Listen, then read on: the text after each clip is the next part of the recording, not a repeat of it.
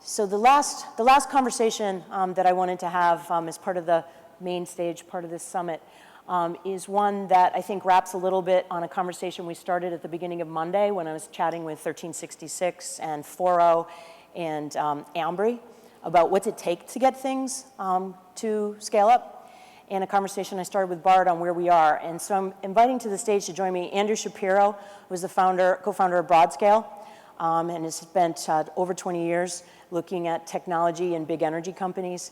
And Will Coleman, who's the co-founder of OnRamp Capital, formerly at Moderator. And we're just gonna have a very short chat, 10, 15 minutes max, about insights, looking at the showcase. We've got 2 hours left in the showcase, but what have they seen? Where are not specific, so don't worry, your company or technology won't get named, so there's no need to either jump up or run for the door. But where are we in all of this conversation? Where do we see business models that need to come together, and how might they come together? And so how do those technologies going to be manifesting themselves so 10 years from now we can truly say that we see the path to change the world?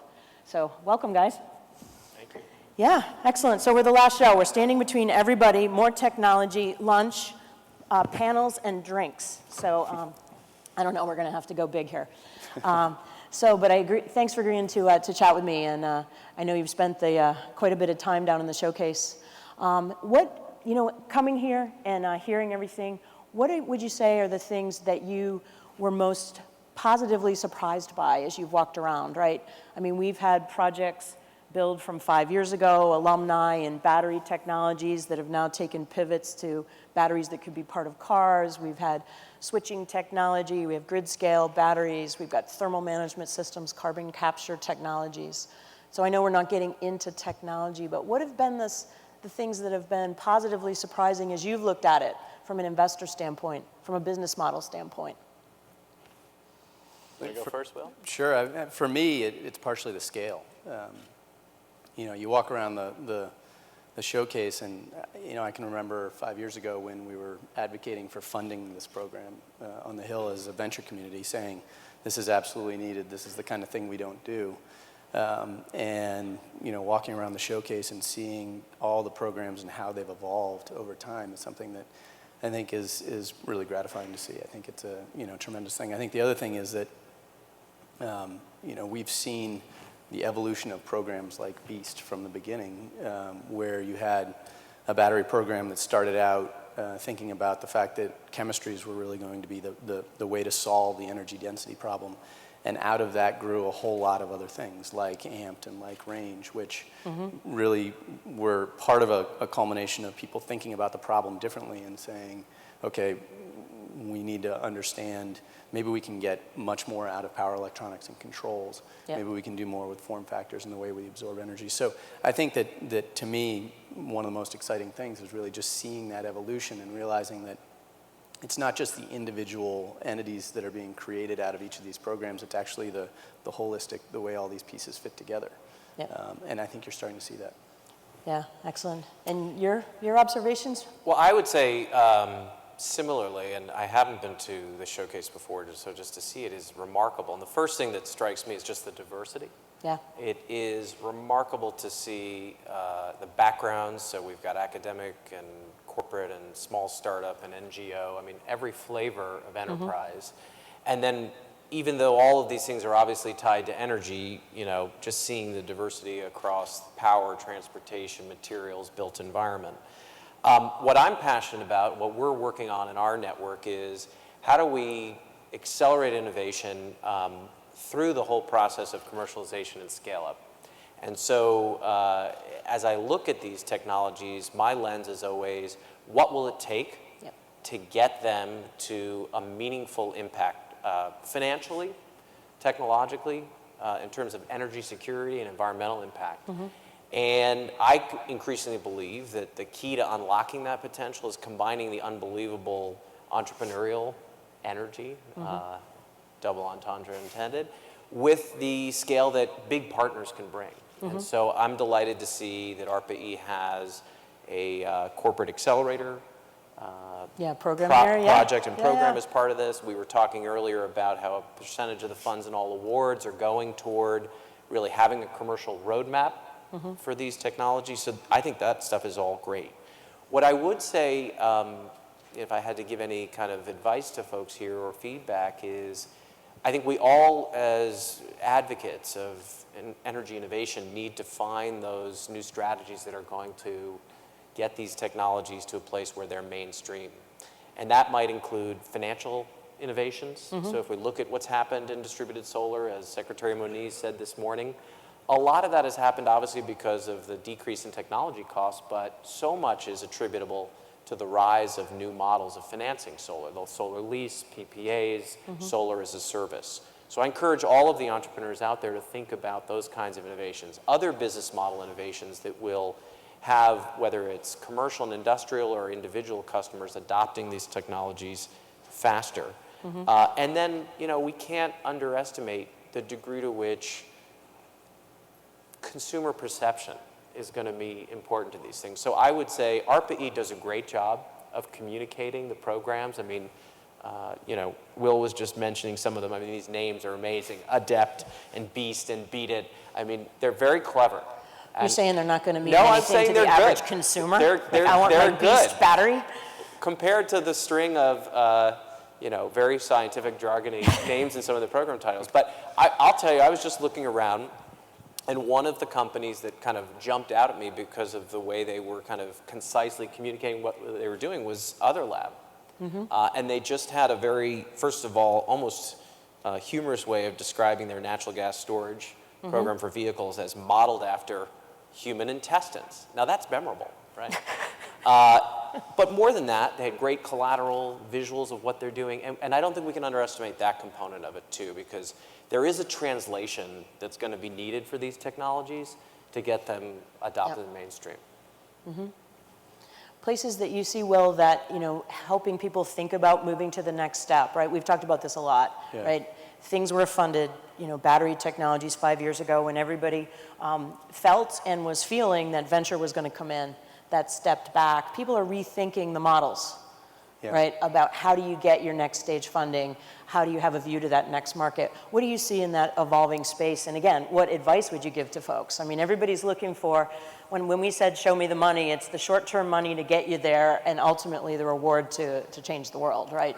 Yeah, well, I mean, obviously the landscape's changed a little bit. I think when the BEAST program was started, we were talking about this last night, there was enormous froth from the venture financing community, and there really wasn't an enormous market. And 4 or 5 years later, you have a pretty big market and not enormous froth from the venture financing community. So, these things change over time, and you have to think about how you get new technologies and new iterations through into the marketplace. And I think, one of the challenges is also one of the great things about this summit, which is I look around the room and there are far more corporates here than there ever were before. Yeah, exactly. All the posters and the different projects have a lot more corporates involved than there were 4 or 5 years ago.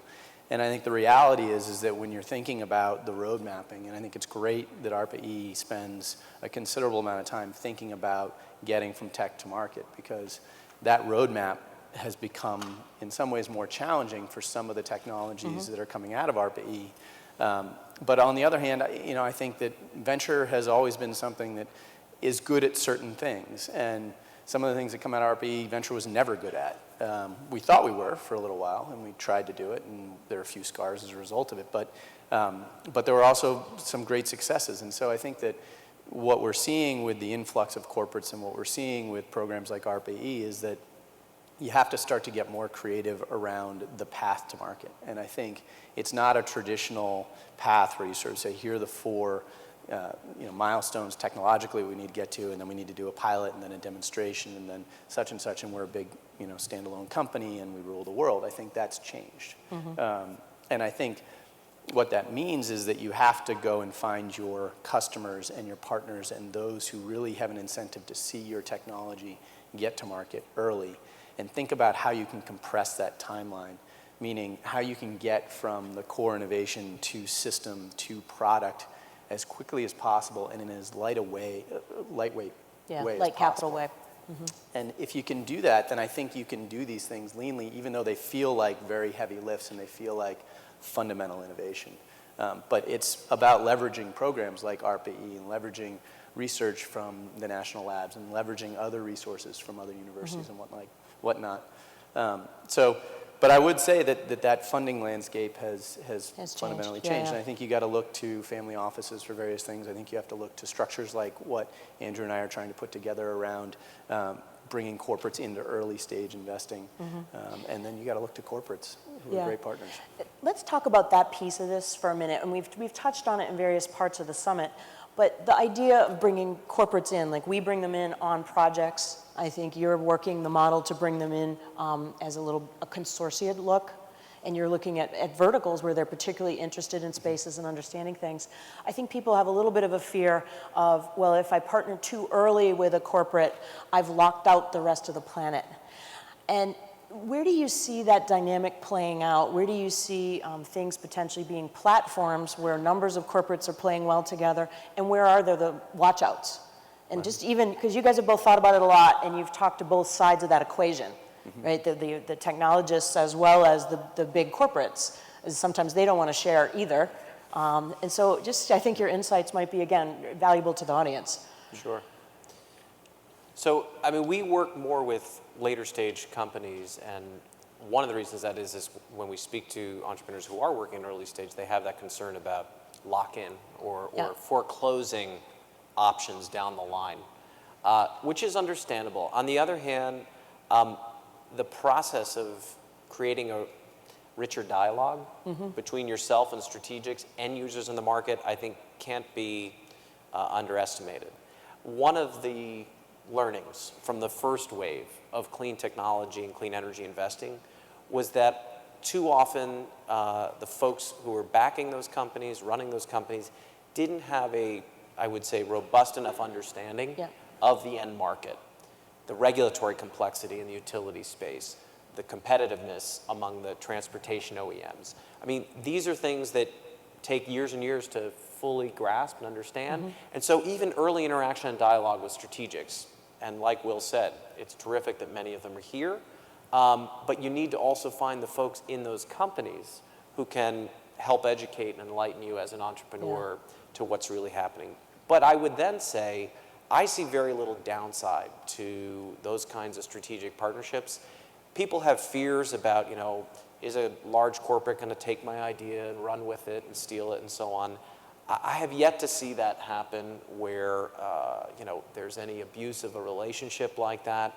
And to be honest, I don't think that's what corporates are looking for. We work with the largest utility holding company in the US, Duke Energy, the largest in the UK, National Grid, General Electric, Johnson Controls. These guys are not looking to steal ideas from entrepreneurs. What they're looking to do is get ahead of the curve. And frankly, they want to make a good return on an investment. But what's really in it for them is staying abreast of what's happening in their market, which challenges they need to be on top of, developing their own solutions and approaches.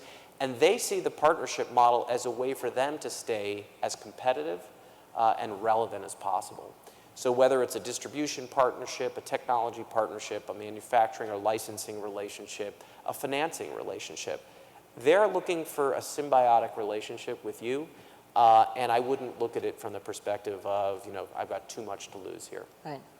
Yeah, I tend to agree, although I think part of the reason that we created OnRamp in the first place was because there was a recognition that the earlier the stage of the company, the harder it is to manage that relationship with a big corporation. And it requires a certain level of independence by that manager to try and bridge that gap. And it's not because the corporates have any sort of agenda associated with the startups. It's really just because of a scale mismatch and a timing mismatch. And so I think that the challenge is really just how you structure those relationships. I think it's really important to do them and really important to cozy up to those corporates and your potential customers as early as possible and understand what the market is demanding.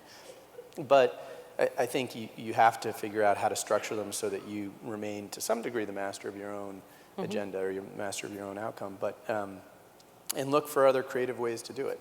We had two companies at my old firm who were in very similar spaces, and they chose very different routes to partnering with corporates. One chose to bring a corporate in as an equity investor, the sole main equity investor in a round, and also an offtake partner. And the other chose to do a whole bunch of structured JVs and didn't bring in a major corporate into the equity round. And it was, the JVs were funding the company. And they were two totally different models. They had very different outcomes. In one case, with the big corporate in as the equity investor, it meant that they couldn't go and partner with competitors of that corporate. In the other case, they were able to partner with tons of different competitors for different products and whatnot. So, getting creative around that and understanding how structure can affect it is really important. Can I add one other point? Absolutely. It's important to understand the market that you're in, Absolutely. right? So some of you know about O-Power, a software company that's rumored to have just filed an S1 to go public. They didn't need big corporate partners because that software is a service for the utility industry. Some other areas that you guys are funding, like the solar PV space, 1366 you talked about, that's a more mature ecosystem, right? And they're developing a drop-in technology, essentially, for the solar industry. On the other hand, look at, again, Secretary Moniz mentioned BrightSource and Ivanpah. That was a undertaking that definitely needed massive corporate partnerships, and they got it, right? They worked with Alstom, they worked with Bechtel, they worked with NRG, with Google, and so those guys understood that, and that was correct. One that we overlook is Tesla.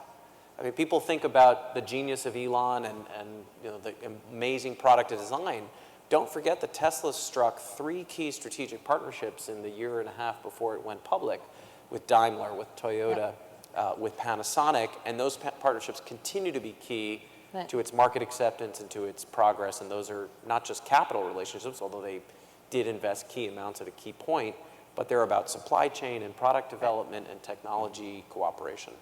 Yeah, and that's the point I was going to say. I think it's the idea of being willing to have a lot of conversations with a lot of people to understand the space you're going to be in, how it works today, and what are some of those creative ways of putting together your own set of relationships. You don't have to do it like it's done today, depending on where you are in your stage, but you should very well understand what's going on. And we've certainly seen from Tesla's standpoint, right? Their stock's all up today because they're going to go into grid storage. Everybody's excited. So now you can buy a Tesla and plug in your solar panels. It's all good.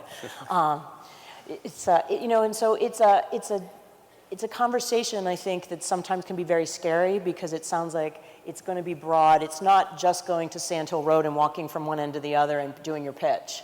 It's about understanding how each strategic plays, what they're looking for, and being willing to stay in those conversations. And understand, too, they're large corporations, so your relationship with the head of R&D may or may not be connected directly to the relationship with the business side as well. Yeah, exactly. And I would say if DOE and ARPA-E can do anything there, it's encourage the corporates who are here to be bringing some of those business development folks to the table. That should be part of the whole process of engagement, and I think it is. But, can we do more? Because we need those folks at the table. And the other point from our perspective is, let's get more collaboration between corporates, because frankly, they'll take the same point of view, which is, well, we can't be in the same room as, corporate X, Y, or Z because we're too competitive. Well, we're working on things here that will benefit the whole industry and will transform sectors. And those are things worth collaborating on. Frankly, again, look at Tesla. Daimler and Toyota could have each said, hey, I'm not going to be in this if the other guy is. Right. But they saw that there was an opportunity, and I think if you spoke to the senior executives there, they would have said that was a payoff that was worth our doing things a little differently. So we need creativity in how we collaborate and cooperate in order to drive the kind of transformational results we need. Creativity and focus. Right? It's both of those pieces in all of this.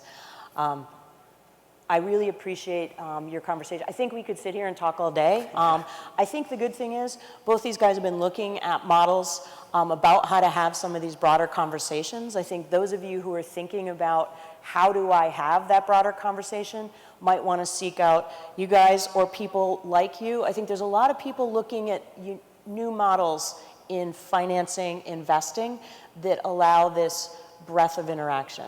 And so I think that's very, very encouraging for me. As we see, venture will have a place. Federal and state funding will have a place. Some of these broader engagement models will have a place in direct corporate investing, right? This is a process of building a bridge with many parts.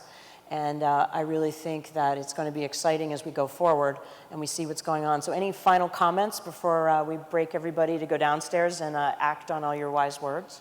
I mean, I'd only just say that I'm extremely excited. I think, it's funny coming out of the venture industry because we've receded in a lot of ways from the sector, but, I come down, I see the showcase, I look at what's being developed, and to me, it's extraordinarily exciting because we've hit critical mass and momentum with so many of these different sectors. I mean, solar is a runaway train, and all the things that need to be built around it are going to happen. EVs, it's the same thing. All the things that need to be built around it. Storage is following, and it's as a result of these things. So, whether or not venture's playing or whether or not family offices are involved, this is going to happen, and it's happening fast. And I think what's great about ARPA-E is it's building the whole ecosystem of tools to go and accelerate that as we go. And I think that's, we're headed in a very good direction. Outstanding. And I would say, Cheryl, your metaphor of the bridge is our favorite metaphor as well.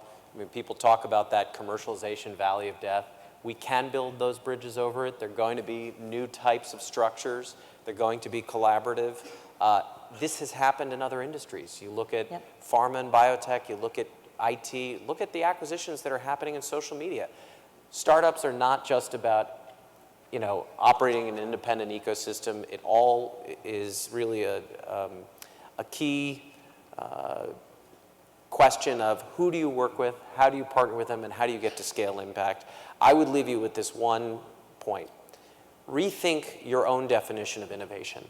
Because innovation, it's a little bit like that old riddle. If a tree falls in the forest and there's no one there, does it make a sound? To me, if innovation happens and it doesn't get to scale, is it really innovation? I mean, I think we need to redefine it as invention plus implementation at scale. Yeah. And so that should be a key part of all your thinking about the things you're doing. The ideas are so brilliant, the technology breakthroughs have such huge potential. If we don't figure out how to implement them at scale, it would be a great waste. Yeah, it would be a great loss. Well, thank you for being part of this past couple days and being in discussions, and I'm sure you'll continue to be popular in conversations if you go back downstairs. But thank you very, very much for staying in this conversation with me. Thank you. Thank you, guys.